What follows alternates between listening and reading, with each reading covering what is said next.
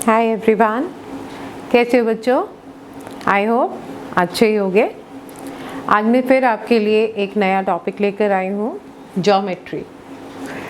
आज मैं इसके ऊपर कुछ बेसिक चीज़ों के बारे में आपको बताऊंगी, जानकारी दूंगी, क्योंकि किसी भी काम को शुरू करने से पहले हमें बेसिक जानकारी होनी चाहिए।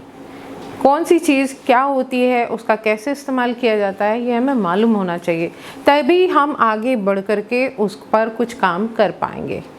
ओके, तो चलिए वीडियो की तरफ। ओके, सबसे पहले मैं आपको ये बता देना चाहती हूँ कि जो बोर्ड आप सामने देख रहे हैं ये भी एक प्लेन है, प्लेन सरफेस है, और इसका जो एरिया है ये बढ़ सकता है, घट सकता है। छोटा बोर्ड भी आपने देखा होगा, छोटा भी होता है, बड़ा भी होता है, तो इसको हम अनलिमिटेड वे में आगे बढ़ा सकते हैं और छोटा भी कर सकते हैं। तो ये इसकी कोई बाउंडेशन नहीं है इस प्लेन की, ये बढ़ सकता है। जैसे कि मैंने यहाँ पर बना रखा है प्लेन, इसकी लेंथ ब्रेथ, इसकी चौड़ाई लंबाई की कोई सीमा नहीं है, ये आगे भी बढ़ाया जा सकता है। ये तो हुआ प्लेन। उसके बाद अगर मैं आपसे पूछती हूँ कि बच्चों ज्योमेट्री कहाँ लिखा है, तो आप सीधे सीधे या तो उंगली दिखाएंगे यहाँ लिखा है, या फिर आप अपने पेन या पेंसिल जो कुछ भी हाथ में होगा आप उसको यहाँ रखेंगे और फिर बताएंगे कि ये ज्योमेट्री लिखा है। राइट है ना? आपने यहाँ से अपने पेन का इस्तेमाल किया और एक पॉइंट लगाया, एक छोटा सा मार्क किया कि यहाँ पर ज्योमेट्री लिखा है। वो जो छोटा सा मार्क होता है, जिसकी न तो कोई लंबाई होती है, ना कोई चौड़ाई होती है, ना कोई ऊंचाई होती है, ना कोई गहराई होती है, उसको हम कहते हैं point. Point is a small mark of pencil और पेन, यू कैन से। एक छोटा सा निशान होता है पॉइंट, जो कि ना तो जिसकी लंबाई होती है, ना चौड़ाई होती है, कुछ नहीं होता है, सिर्फ एक छोटा सा निशान होता है। यहाँ मैंने बनाया हुआ है पॉइंट ए। ओके, उसके बाद आते हैं हम नीचे दूसरी फिगर पर, लाइन। ये है लाइन। जिस फिगर में यहाँ दोनों साइड पर एरो लगा हुआ है वो कहलाता है हमारा लाइन। ये कलेक्शन है बहुत सारे पॉइंट्स का जो कि सीधे दौड़ते रहते हैं। इसमें हमारे पास में कोई बाउंडेशन नहीं है इसके लेंथ की, क्योंकि ये दोनों ही साइड से, यहाँ से भी और इधर से भी, दोनों साइड से आगे अनलिमिटेड वे में बढ़ाया जा सकता है। इसका कोई एंड पॉइंट नहीं होता। इसको हम कहते हैं लाइन। और लाइन हम दो तरह से लिखते हैं, या तो पॉइंट लगाइए लाइन के ऊपर और कैपिटल लेटर्स का इस्तेमाल करिए इसका नाम लिखने के लिए, लाइन ए बी, या फिर अगर आप स्मॉल लेटर यूज़ करते हैं तो आप इसको यहाँ पर कोई पॉइंट नहीं लगाएंगे और यहाँ पर एल लिख सकते हैं, पी लिख सकते हैं, लेकिन स्मॉल लेटर में। और जब हम इसका नाम, कोई पूछता है इस लाइन का नाम क्या है, तो हम इंडिकेट करेंगे एक छोटे से सिंबल से, जो कि इसके सर के ऊपर होगा, नाम के सर के ऊपर होगा, और हम इसको पढ़ेंगे लाइन ए बी या लाइन एल। ओके, इसको हम पढ़ेंगे लाइन ए बी या लाइन एल। जब हम कैपिटल लेटर्स यूज़ करते हैं तो लाइन के ऊपर पॉइंट लगाएंगे, 2 पॉइंट्स लगा सकते हैं, कहीं पर भी 2 पॉइंट लगाइए और वहाँ पर आप कैपिटल लेटर का इस्तेमाल करिए। ज़रूरी नहीं है ए बी ही लिखें, कुछ भी लिख सकते हैं, एक्स वाई भी लिख सकते हैं, एल एम भी लिख सकते हैं, एम एन भी लिख सकते हैं, कुछ भी लिख सकते हैं आप। ठीक है। और यहाँ पर जब हम स्मॉल लेटर्स का इस्तेमाल करते हैं तो लाइन के ऊपर कोई पॉइंट नहीं लगाते हैं और लाइन के बाहर उसके सामने उसका नाम लिखा जाता है और उसके हेड पर सिंबल दिया जाता है, एक छोटा सा निशान लाइन का बनाया जाता है, उसको हम पढ़ेंगे लाइन एल। Okay, clear? अब हम आते हैं लाइन सेगमेंट पर। लाइन सेगमेंट यानी एक छोटा सा टुकड़ा, लाइन का एक छोटा सा टुकड़ा, लाइन सेगमेंट, जहाँ पर लाइन की कोई लिमिटेशन नहीं है लेंथ की, ये अनलिमिटेड वे में दोनों साइड से, दोनों ही डायरेक्शंस में बढ़ाया जा सकता है। उसी तरह से जो लाइन सेगमेंट है इसके पास 2 एंड पॉइंट्स होते हैं, यहाँ दो एंड पॉइंट्स हैं जिसका नाम है x और y। एक्स वाई नाम कुछ भी हो सकता है, A B C D X Y Q P L M, कुछ भी रख सकते हैं आप। लेकिन लाइन सेगमेंट क्या होता है, ये एक लाइन का छोटा सा पार्ट होता है जिसका दो एंड पॉइंट्स होते हैं, और क्योंकि इसके पास एंड पॉइंट्स होते हैं इसलिए इसकी जो लेंथ होती है वो लिमिटेड होती है। इसको हम दोनों ही डायरेक्शंस में नहीं बढ़ा सकते, लिमिटेड लेंथ होती है इसकी, याद रखिएगा। उसके बाद आता है, और जब हम इसका नाम लिखते हैं तो भी हम ये दोनों लेटर्स का इस्तेमाल करेंगे और उसके हेड पर एक छोटा सा लाइन सेगमेंट का सिंबल बनाएंगे और इसको पढ़ेंगे हम लाइन सेगमेंट एक्स वाई।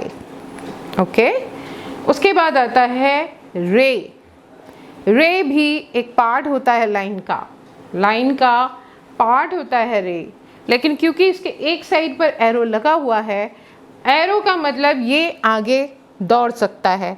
इसकी लेंथ एक डायरेक्शन में अनलिमिटेड है, आप इसको जितना चाहे उतना बढ़ा सकते हैं, लेकिन यहाँ इस डायरेक्शन में ये डायरेक्शन चेंज भी हो सकती है। कहने का मतलब ये है जिस साइड में एरो लगा रहेगा उस डायरेक्शन में इसका लेंथ अनलिमिटेड है, इसको आगे बढ़ा सकते हैं। और इसके पास एक एंड पॉइंट होता है, जैसे यहाँ पर P है इसका एंड पॉइंट, तो हम इसका नाम जब लिखेंगे तो हम लिखेंगे PQ और इसके सर पे एक छोटा सा सिंबल बनाएंगे रे का, जिसको हम पढ़ेंगे रे PQ। ओके, चलिए अब आगे बढ़ते हैं। हमने देखा प्लेन, पॉइंट, लाइन, लाइन दोनों ही तरह से जैसे कि हम लिख पाते हैं या जैसे कि हम उसका नाम मेंशन करते हैं, चाहे कैपिटल लेटर से चाहे स्मॉल लेटर से। उसके बाद लाइन सेगमेंट और रे। अब आते हैं हम, ये एक दूसरा फिगर है सर्कल। सर्कल जो कि आप बना करके खेलते भी हैं, कई बार बॉल्स भी देखी होंगी, वो स्फेरिकल शेप में होता है, लेकिन राउंड शेप है ये सर्कल, जिसके पास एक सेंटर पॉइंट होता है, ये कहलाता है हमारा सेंटर। सर्कल का ये सेंटर होता है, और ये मैंने यहाँ सारी कुछ आपको बताया हुआ है एक दूसरी फिगर में। ये कहलाता है, ये जो लाइन है इसकी सेंटर की, इसको कहते हैं हम सरकमफेरेंस। क्या बोलते हैं? सरकमफेरेंस। और ये होता है हमारा सेंटर पॉइंट, राइट। उसके बाद यहाँ पर जो सेंटर है, सेंटर से सरकमफेरेंस तक का डिस्टेंस, सेंटर से सरकमफेरेंस तक का डिस्टेंस कहलाता है रेडियस ऑफ द सर्कल। क्या कहलाता है? रेडियस ऑफ द सर्कल, इसका रेडियस कहलाता है। और जो ऐसा लाइन सेगमेंट जो सरकमफेरेंस के एक पॉइंट से दूसरे पॉइंट को टच करता है, सेंटर से पास होता है, सेंटर के ऊपर से निकलता हुआ जाता है, ऐसा लाइन सेगमेंट जो सरकमफेरेंस के एक पॉइंट से दूसरे पॉइंट को टच करता है और गुजरता है कहाँ से? सेंटर से, सेंटर से होता हुआ जाता है।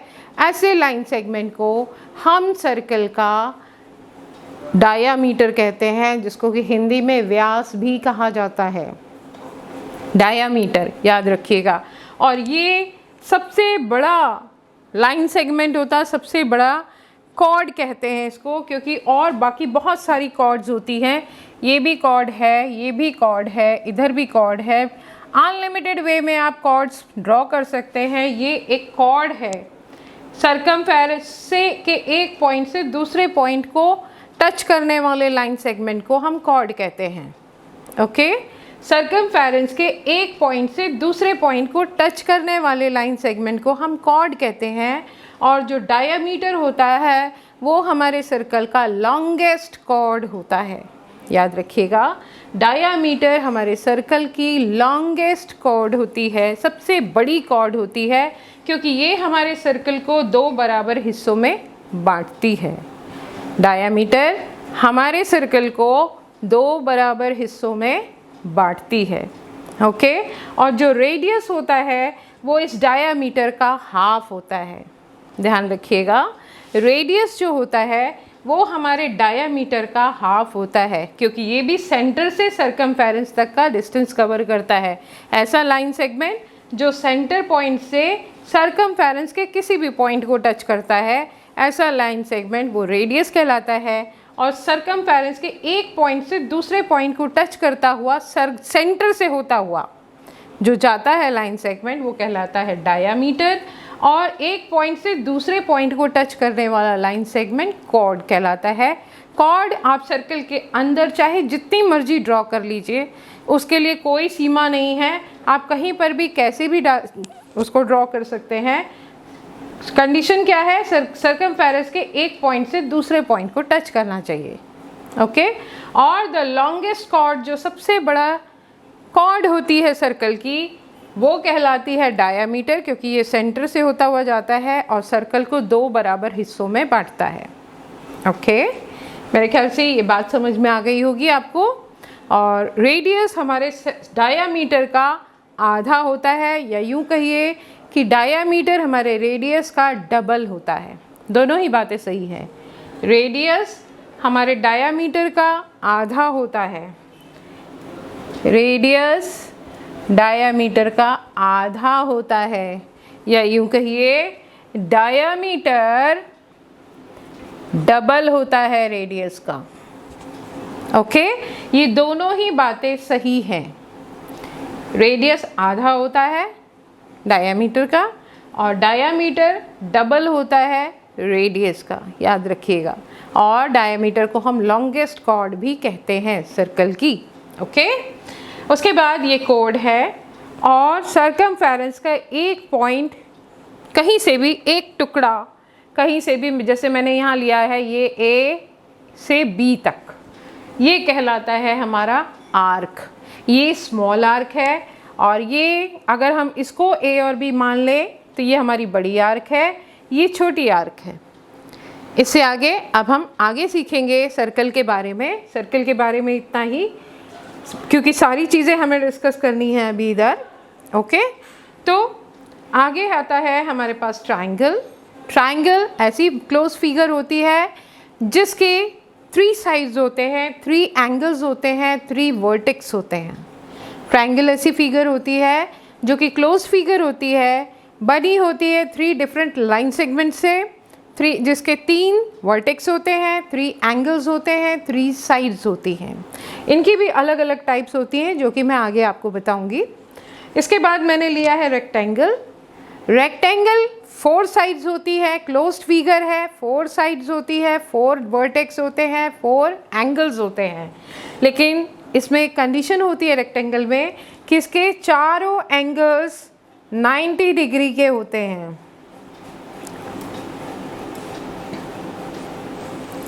रेक्टेंगल के चारों एंगल्स 90 डिग्री के होते हैं, और इसकी ऑपोजिट साइड्स बराबर भी होती है और पैरेलल भी होती है।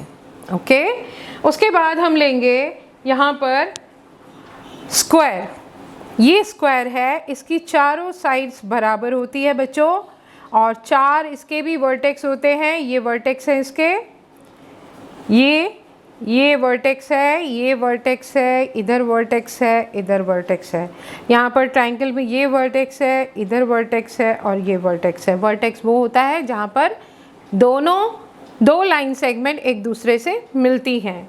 तो हमारा स्क्वायर जो है, इसकी भी चारों साइड्स बराबर होती हैं। इसमें 90 डिग्री का एंगल होता है, चारों साइड्स बराबर होती है, ऑपोजिट साइड जो होती है वो बराबर भी होती है, पैरेलल भी होती है। ओके, अब ये अगली फिगर जो मैंने ली है ये पेंटागन है। जैसे कि यहाँ हमारे 3 साइड्स थे, यहाँ 4 साइड्स थे, यहाँ भी 4 साइड है, यहाँ 5 साइड है। इसके 5 साइड्स होते हैं, 5 वर्टेक्स होते हैं, 5 एंगल्स होते हैं। वर्टेक्स आपके ये रहे 2, 3, 4 और ये 5 साइड्स है, 1, 2, 3, 4, 5, और 5 ही एंगल्स है इसमें, 2, 3, 4 और 5, 1, 2, 3, 4, 5। ओके, इसका नाम होता है पेंटागन। इसी तरह से 6 साइड्स होती है हेक्सागन, 7 साइड्स होती है हेप्टागन, 8 साइड होती है। इसी तरह से आगे बढ़ता जाता है, जो कि हम आगे डिस्कस करेंगे। अब मैं एक और फिगर लेना चाहती हूँ, यहाँ पर ये कहलाता है एंगल। एंगल क्या होती है? जहाँ दो लाइन सेगमेंट्स या दो रेज एक दूसरे को किसी एक पॉइंट पर मिलते हैं, जैसे कि यहाँ पर ये O पर मिल रहे हैं दोनों, यहाँ पर ये दोनों मिलकर के एंगल बनाते हैं। ऐसी फिगर जहाँ पर you can say two line segment या two rays with one common point, with one common end point is called angle. ऐसी फिगर जिसके दो साइड्स होते हैं और एक वर्टेक्स होता है, कॉमन एंड पॉइंट होता है, जो कि बनाते हैं एंगल। इसका नाम है AOB। याद रखिएगा बच्चों, हमेशा जो वर्टेक्स होता है, वर्टेक्स ये रहा, इस एंगल का वर्टेक्स यहाँ है। वर्टेक्स वो पॉइंट है जहाँ ये दोनों लाइन सेगमेंट या अगर रे बना रहे हैं एंगल, तो दोनों रेज आपस में एक दूसरे को मिलते हैं, वो कहलाता है वर्टेक्स। तो यहाँ का वर्टेक्स, इस एंगल का वर्टेक्स है O। जब भी हम एंगल का नाम लिखेंगे, वर्टेक्स हमेशा सेंटर में आना चाहिए, AOB, एंगल AOB। और अगर आप सिंगल वर्ड से, सिंगल लेटर से नाम लिखना चाहते हैं तो ये होगा एंगल O। ओके, ये होगा एंगल O। भूलिएगा नहीं इस बात को, नाम लिखते समय एंगल्स का हम ये ध्यान रखेंगे कि वर्टेक्स जो होता है, पॉइंट हमेशा बीच में आता है, और इस साइड का नाम है AO और OB। तो एंगल का नाम बना AOB। और अगर आप सिंगल लेटर का इस्तेमाल करते हैं एंगल का नाम लिखने के लिए, तो ये होगा एंगल O। ये कुछ एक बेसिक चीज़ें थी जो मैं आपको बताना चाह रही थी, बताया मैंने आपको। अब मैं आपको इससे आगे बढ़ कर के कुछ बताती हूँ एंगल्स के बारे में। हाँ, तो मैंने जैसे आपको बताया कि ऐसी फिगर जो लाइन सेगमेंट या रेज दोनों ही के मदद से बनाई गई हो, एक कॉमन एंड पॉइंट के साथ। आप देखिए यहाँ पर दो अलग फिगर बनाई है मैंने, ये लाइन सेगमेंट्स की मदद से है, जिसका कॉमन एंड पॉइंट है जो कि वर्टेक्स कहलाता है। उसी तरह से यहाँ पर ये रेज की मदद से बनाया गया है, एंगल है, इसका भी कॉमन एंड पॉइंट है, और ये भी एंगल है। ओके, ऐसे शेप को हम एंगल कहते हैं। टू रेज और two line segment, a figure formed by two rays और two line segment with one common end point is called angle. यहाँ पर लाइन सेगमेंट की मदद से कॉमन एंड पॉइंट और टू रेज की मदद से with one common end point हमने एंगल ड्रॉ करके बताया है। अब हमारे पास में टाइप्स होते हैं, अलग अलग टाइप्स होते हैं एंगल्स के। अब टाइप्स को देखिए क्या होते हैं। सबसे पहला टाइप है acute angle. Acute angle, angle आपको मैं नापना भी बताऊंगी कैसे नापा जाता है। अभी आप ये जानिए कि ये जो टाइप्स होते हैं ये कैसे होते हैं। Acute angle, an angle whose measure is less than 90 degree and greater than 0 degree. ऐसा एंगल जिसका मेजर 0 डिग्री से बड़ा हो और 90 डिग्री से छोटा हो। 90 डिग्री का एंगल ये रहा, ये है 90 डिग्री का एंगल, जिसको कि हम 90 डिग्री कहते हैं, राइट एंगल भी कहते हैं। 90 डिग्री यानी राइट एंगल ऐसा होता है, उसकी शेप ये होती है। ओके, इसकी एग्जैक्ट शेप होती है, इसकी शेप ना बढ़ती है ना घटती है।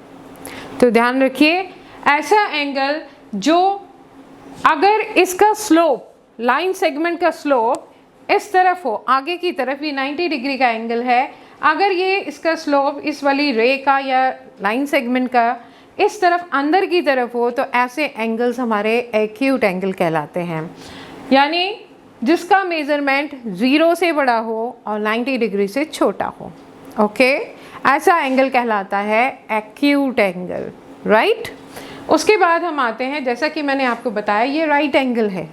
इसका अगर जो आपका दूसरी लाइन सेगमेंट है या रे है, उसका स्लोप अंदर की तरफ है तो वो एक्यूट एंगल है। लेकिन अगर इसको क्रॉस करके बाहर निकल जाता है दूसरी तरफ, क्रॉस करके बाहर चला जाता है दूसरी तरफ, जैसे कि मैंने यहाँ बनाया है। ये 90 डिग्री का एंगल यहाँ पर है, ये 90 डिग्री है। अब ये इस लेवल को पार करता हुआ बाहर निकल गया, यानी ये हमारा ऑब्ट्यूज एंगल है। ऐसा एंगल जिसका मेजर 90 से बड़ा हो और 180 से छोटा हो। 90 डिग्री ये एग्जैक्ट शेप होती है और 180 डिग्री भी एग्जैक्ट शेप होती है, जो कि स्ट्रेट लाइन होती है। याद रखिएगा, 180 डिग्री एग्जैक्ट शेप होती है जो कि स्ट्रेट लाइन होती है। ओके, तो ऐसा एंगल जो इस एग्जैक्ट शेप से कम हो, छोटा हो, इस तरह से यहाँ पर ये एग्जैक्ट शेप 180 का है, ये 90 डिग्री का है। अगर ये 90 का लेवल पार कर गया है और 180 से कम है तो ऐसा एंगल ऑब्ट्यूज एंगल कहलाता है। याद रखिएगा, वो एंगल जिसका मेजर 90 से बड़ा हो और 180 से छोटा हो कहलाता है ऑब्ट्यूज एंगल। ओके, चलिए, राइट एंगल मैंने आपको बता ही दिया, एग्जैक्ट फिगर होती है, एग्जैक्ट शेप होती है, इसका शेप कभी भी चेंज नहीं होती। उसी तरह से स्ट्रेट एंगल की शेप भी कभी चेंज नहीं होती है। ओके, ये भी स्ट्रेट लाइन होती है और ये इस तरह से हमारा इस शेप में होता है। आप देखिए, आपके ये अंगूठा और ये मिला करके जो शेप तैयार करते हैं वो 90 डिग्री का होता है। अगर आपकी शेप इस तरह से अंदर की तरफ झुकी हुई है तो एक्यूट है, और अगर इसको क्रॉस करते हुए इस तरफ चली गई है तो ऑब्ट्यूज है। ओके, ऐसे है तो एक्यूट है, और अगर इस तरह से चली गई है तो ऑब्ट्यूज है। ओके, अब तो क्लियर है मेरे ख्याल से। ये उंगली ज़्यादा आसान है समझने में। ये 90 डिग्री है, ये छोटा है एक्यूट है, ये बड़ा है ऑब्ट्यूज है। ओके, चलिए, ये है हमारा स्ट्रेट लाइन, स्ट्रेट एंगल जिसका मेजर एग्जैक्ट 180 डिग्री होता है। ओके, देन नेक्स्ट ऐसा एंगल जिसका मेजर इस स्ट्रेट एंगल, आपका ये स्ट्रेट एंगल है ना, 180 डिग्री का लाइन है। अब ये 180 की लिमिट को भी पार करता हुआ नीचे की तरफ झुक गया है, ऐसा एंगल कहलाता है रिफ्लेक्स एंगल। हम इसको बोलते हैं रिफ्लेक्स एंगल, और इसका आर्क इसके पेट में ऊपर की तरफ लगता है। बाकी सब आप देखेंगे सबका आर्क सबके पेट के अंदर लगा हुआ है इस तरह से, राइट। लेकिन इसका पेट क्योंकि काफ़ी ज़्यादा मोटा है इसलिए ये ऊपर की तरफ दिखता है, मोटू राम है ये। ओके, तो ये स्ट्रेट एंगल 180 की लिमिट को पार करता हुआ आगे बढ़ गया है, तो इसका जो इसकी तोंद है ऊपर दिखाई पड़ती है। ओके, आर्क इसकी ऊपर लगती है और इसका मेजर 180 डिग्री से बड़ा और 360 डिग्री से छोटा होता है। ओके, हमेशा याद रखिएगा, रिफ्लेक्स एंगल 180 से बड़ा और 360 से छोटा होता है। ओके, इसको हम कहते हैं रिफ्लेक्स एंगल। लास्ट में आता है हमारा कंप्लीट एंगल।